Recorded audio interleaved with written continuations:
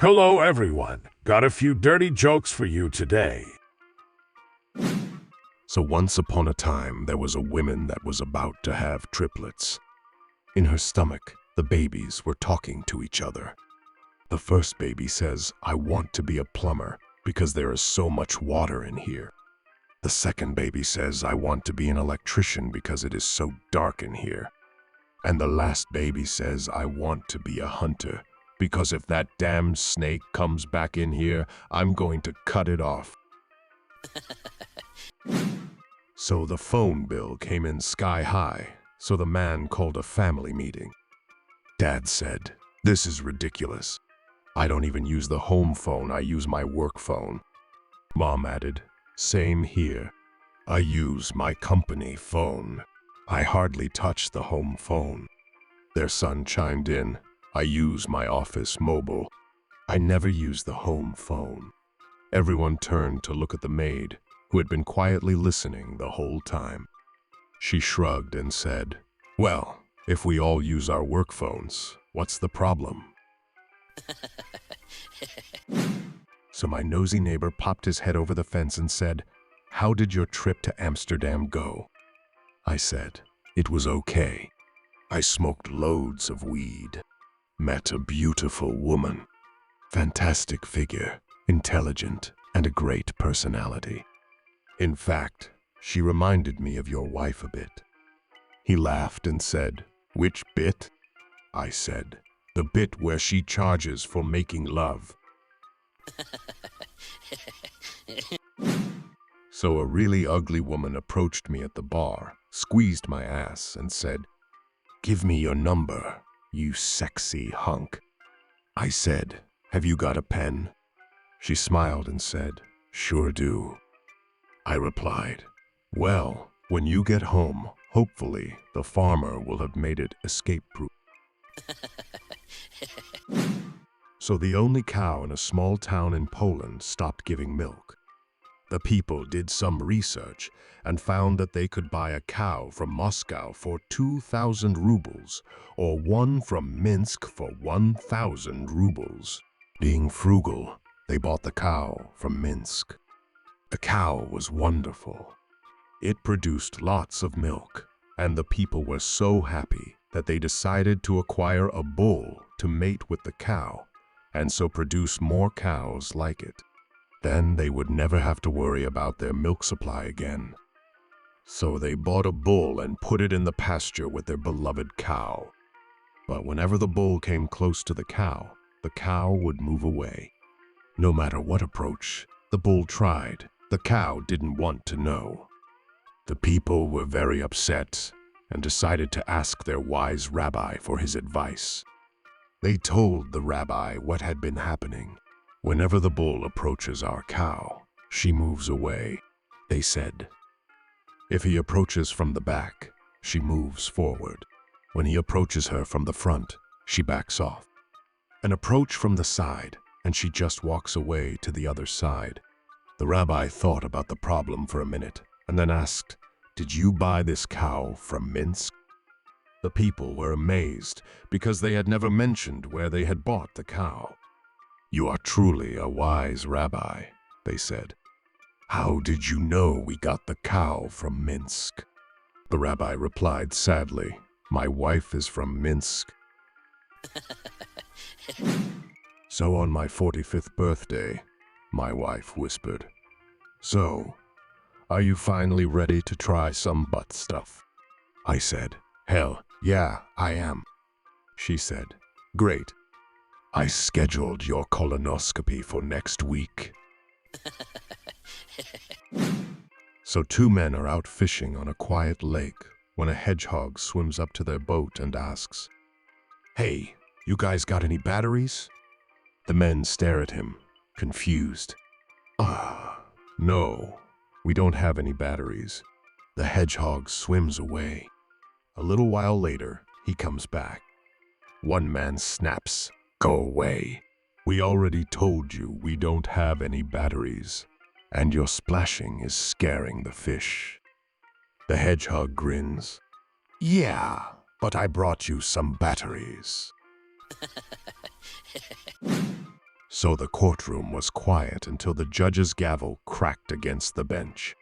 He glared down at a man standing nervously in the jury box. To the irritation of the court, the judge began, "You've been trying to wriggle out of jury duty all morning. Now, tell me, do you have any good reason why you cannot serve as a juror in this trial?" The man shuffled his feet. "Well, just don't want to be away from my job that long." The judge leaned forward. "Can't they do without you at work?" "Yes," the man admitted after a pause, "but I don't want them to realize it." So a businessman traveling through rural England decided to stop the night at a picturesque country inn, the George and Dragon. Checking in at reception, he asked the lady co-owner whether meals were still being served at the bar. "No," she replied forcefully. "Last meals are 8 p.m. sharp. It is now 8:10 p.m. "Not even a sandwich?"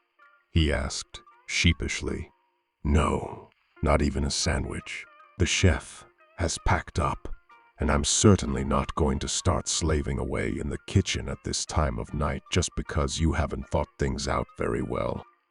"Very well," he said resignedly. "Is there any chance of having breakfast in my room in the morning?" "Certainly not," she snapped. "All breakfasts are served in the dining room at 7:30 a.m. prompt." "Any more questions?" "Yes. Do you think I might have a word with George?" So 2 women were talking about their love life over coffee.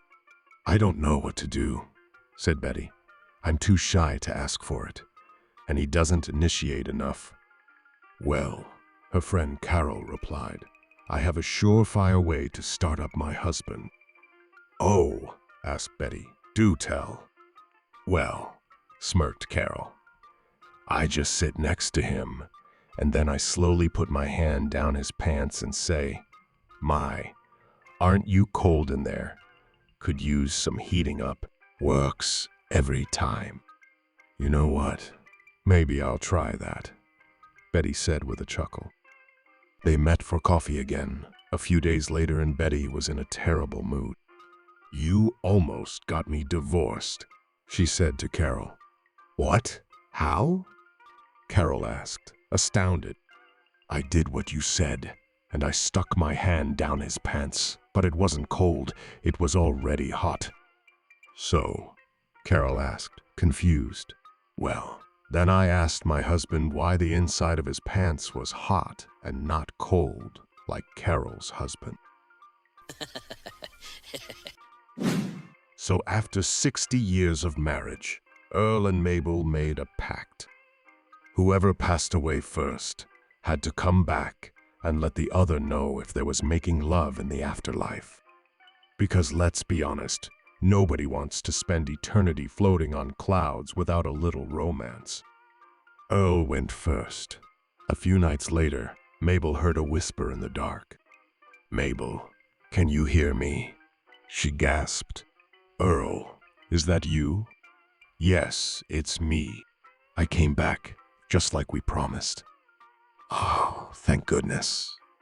"So, tell me, what's it like? Is there making love after death?" Earl replied, "Well, I wake up early, make love, eat breakfast, then it's off to the golf course. After 9 holes, more making love. Then I sunbathe, take a nap, more making love. Then lunch, salads, Mabel, you would be proud. Then more golf, more making love, dinner, and then making love until I pass out. Next day, same schedule." Mabel gasped.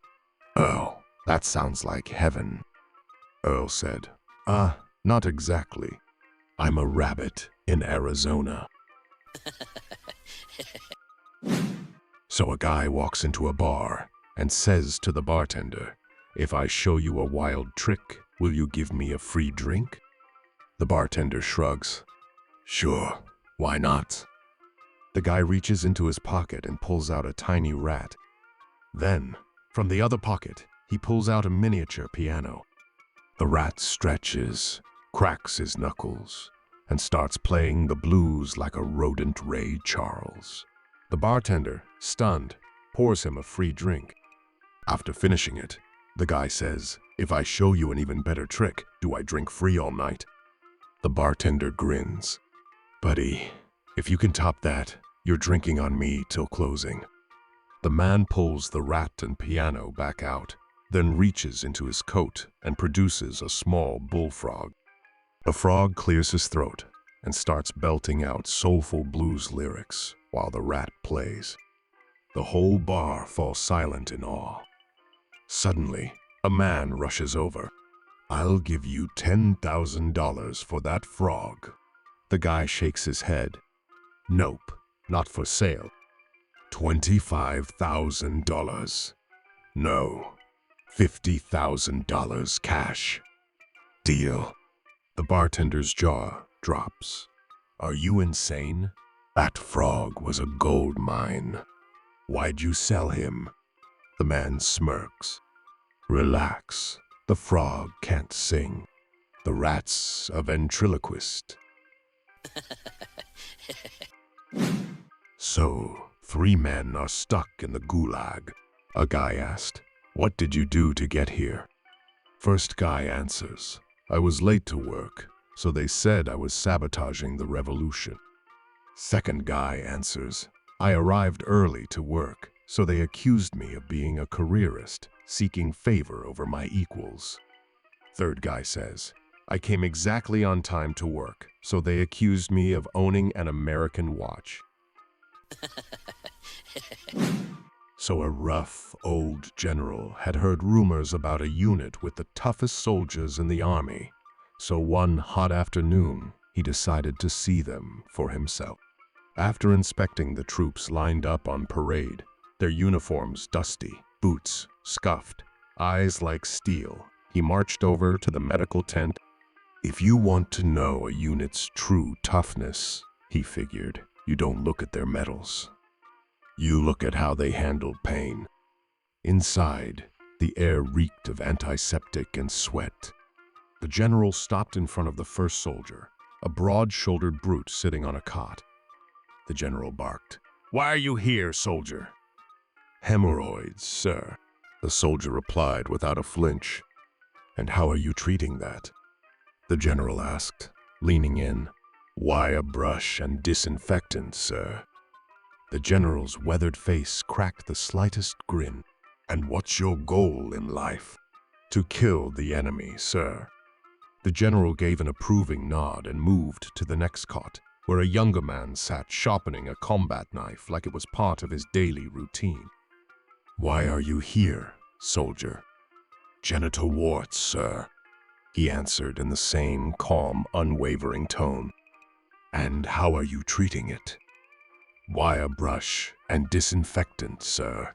The general smirked. "And your goal in life?" "To kill the enemy, sir." The old man was already convinced this was the toughest bunch he'd ever seen. But then he reached the last cot. A wiry soldier sat there grinning, showing a set of teeth that had seen better days. The general crossed his arms. "And why are you here, soldier?" "Gum disease, sir." The general raised an eyebrow. "And how are you treating it?" "Wire brush and disinfectant, sir." The general chuckled. "And your goal in life?" The soldier leaned forward, eyes gleaming with urgency. "To get to that damn wire brush before those other 2, sir." So a muscular young man was boasting about his physique on the building site where he worked. He claimed he could beat anyone on the site in a trial of strength, and took particular delight in mocking one of the older workers. Eventually, the older man became irritated by the taunts. "Okay," said the older man, "put your money where your mouth is. I'll bet you a week's wages that I can haul something in a wheelbarrow over to that outbuilding that you won't be able to wheel back." "You're a weak old man," said the cocky young upstart. This will be like taking candy from a baby. But if you don't mind losing a week's wages, off you go." With that, the older man grabbed the wheelbarrow by the handles. Then, nodding to the young man, he said, "Okay, get in." So a young woman was traveling in Rome for the first time.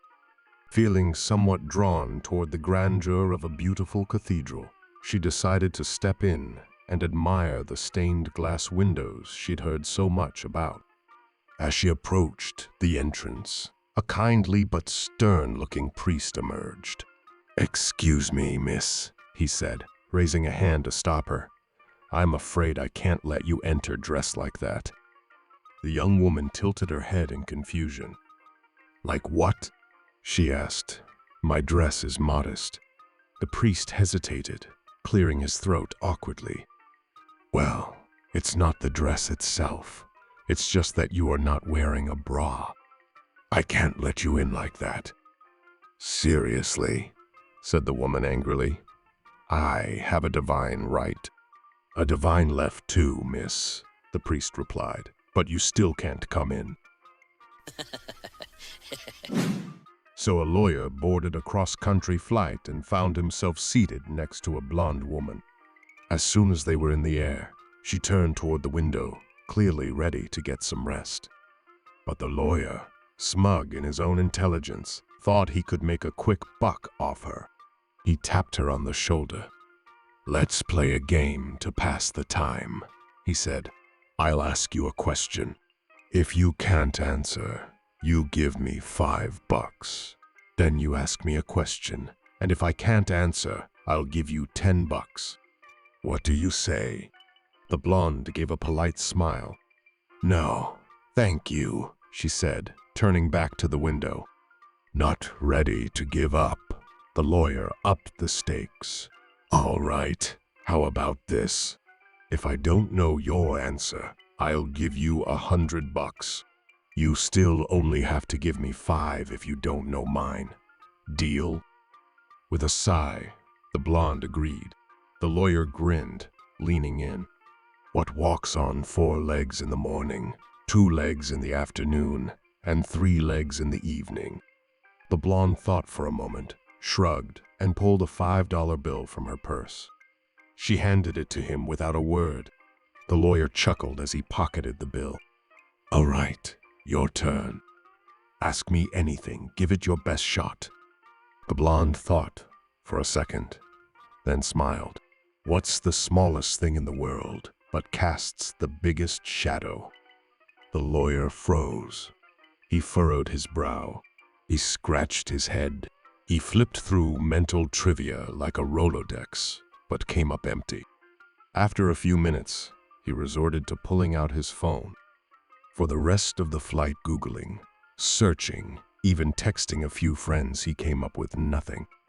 4 hours later, he finally tapped her on the shoulder, looking defeated. "Here," he muttered, handing her a crisp $100 bill. The blonde took it, smiled, and tucked it neatly into her purse before turning back to the window. The lawyer sat there fuming. "Well," he snapped, "what's the answer?" Without a word, the blonde reached into her purse, pulled out a $5 bill, handed it to him, and went back to sleep. So Jack fancied himself a real ladies' man, and he had his eye on the married woman next door. One afternoon, he stopped by their place. Her husband answered the door and said, "Hey, Jack, I'm just heading to work. I need to have the apartment painted by the weekend, but the painter wanted to charge me an arm and a leg. My wife said to hire him, but I said no. Come on in." Jack's mind lit up with an idea. "Don't sweat it, buddy. I'm on holiday right now, and painting's one of my favorite hobbies. I'll do it for free." The husband grinned. "You'd really do that?" "Great, thanks, Jack." He grabbed his briefcase and headed out. Jack hadn't been painting for long before he had the man's wife in bed. They were just getting started, When bad luck, her husband realized he'd forgotten some documents and came back early. Hearing the door open, the woman bolted for the bathroom, leaving Jack scrambling. Thinking fast, he climbed a ladder in the bedroom, completely naked, and started painting like nothing was wrong. Her husband walked in, froze, and exploded. "What the hell is this? You started painting my bedroom naked?" Jack didn't even flinch. "Hey, I'm working for free, so I start wherever I want." "Yeah, but do you have to be naked?" the husband barked. "You want me to get paint on my new clothes?" Jack replied. "Fine," the husband growled. "But why the hell do you have a boner?" Jack smirked. "Where else am I gonna hang my bucket?" So a man is sitting in a bar. One table over sits a lonely woman. She's unbelievably pretty. The man thinks, "I'd love to talk to her, but what should I say? I'm so damn shy that I just blurt out nonsense whenever I talk to a woman. I know I'll tell her I fell in love with her at first sight. Nah, better not. She might just laugh at me. Maybe I should just buy her a drink and let the rest happen naturally. Oh man, what should I do?" At that moment, the woman gets up and leaves. Well, I guess that solves the problem. Maybe it's for the best, he thinks. But after a while, the woman comes back and sits down at the table next to his again. She's back. That's it. It must be a sign. We're meant for each other. I'll talk to her now. I just hope I can think of something clever to say. All right, man. Pull yourself together and go. He quickly downs a shot to give himself courage, runs his hand through his hair, sucks in his stomach, pushes his shoulders back, walks over to the woman, sits down and asks, "So did you go take a dump?" So a man and his wife were tired of the daily corporate grind and decided to open up a dairy farm. So, after about a month of owning the dairy farm, the man calls in a big animal veterinarian. The man says, "Look, doctor, I've been bringing in all the cows every day in the morning and evening, and milking them, but I'm not getting any milk. I think my cows might be sick or something." The vet looks his herd over and tells him all of the cows are in excellent health. But if you want milk, you have to get them pregnant. They need to have a calf before they can give milk. The man is disgusted by the proposal, exclaiming, "I'm not going to impregnate my cows. There must be another way." But after weeks of seeking more opinions from other vets and other dairy farmers, he relents and decides to impregnate his herd. So very early in the morning, he gets out of bed and loads the herd onto a truck and drives them to a secluded area and proceeds to mate with each of the cows. Then load them all back up on the truck and take them back to their field. This goes on every morning at 5 a.m. for a month. In addition to his normal work on the dairy farm, by the time he gets into bed with his wife, he's so tired he falls asleep almost immediately.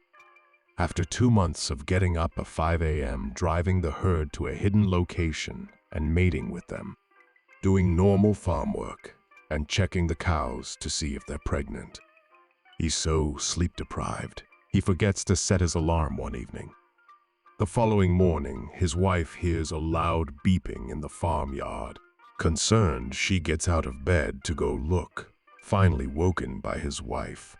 The man sleepily opens his eyes and hears the same beeping and notices his wife looking out the window. He asks, "What's going on and what the hell is all that noise?" His wife says, "Well, honey, I don't know what's going on, but the noise is because some of the cows are in the truck and honking the horn." So Bob Hill and his new wife Betty were vacationing in Europe, as it happens, near Transylvania. They were driving in a rental car along a rather deserted highway. It was late and raining very hard. Bob could barely see 20 feet in front of the car. Suddenly, the car skids out of control. Bob attempts to control the car, but to no avail. The car swerves and smashes into a tree. Moments later, Bob shakes his head to clear the fog. Dazed, he looks over at the passenger seat and sees his wife unconscious with her head bleeding. Despite the rain and unfamiliar countryside, Bob knows he has to carry her to the nearest phone. Bob carefully picks his wife up and begins trudging down the road. After a short while, he sees a light. He heads towards the light, which is coming from an old, large house. He approaches the door and knocks. A minute passes. A small, hunched man opens the door. Bob immediately blurts, "Hello, my name is Bob Hill, and this is my wife, Betty. We've been in a terrible accident, and my wife has been seriously hurt. Can I please use your phone?" "I'm sorry," replied the hunchback, "but we don't have a phone. My master is a doctor. Come in, and I will get him." Bob brings his wife in. An elegant man comes down the stairs. "I'm afraid my assistant may have misled you.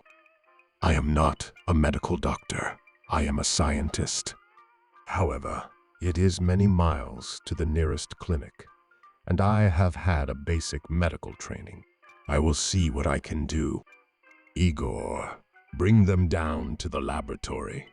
With that, Igor picks up Betty and carries her downstairs, with Bob following closely. Igor places Betty on a table in the lab. Bob collapses from exhaustion and his own injuries, so Igor places Bob on an adjoining table. After a brief examination, Igor's master looks worried. "Things are serious. Igor, prepare a transfusion."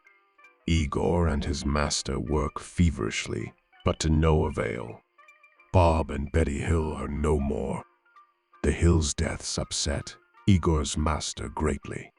Warily, he climbs the steps to his conservatory, which houses his grand piano, for it is here that he has always found solace. He begins to play, and a stirring, almost haunting melody fills the house. Meanwhile, Igor is still in the lab tidying up. His eyes catch movement, and he notices the fingers on Betty's hand twitch. Stunned, he watches as Bob's arm begins to rise. He is further amazed as Betty sits straight up. Unable to contain himself, he dashes up the stairs to the conservatory. He bursts in and shouts to his master, "Master, master." The hills are alive with the sound of music.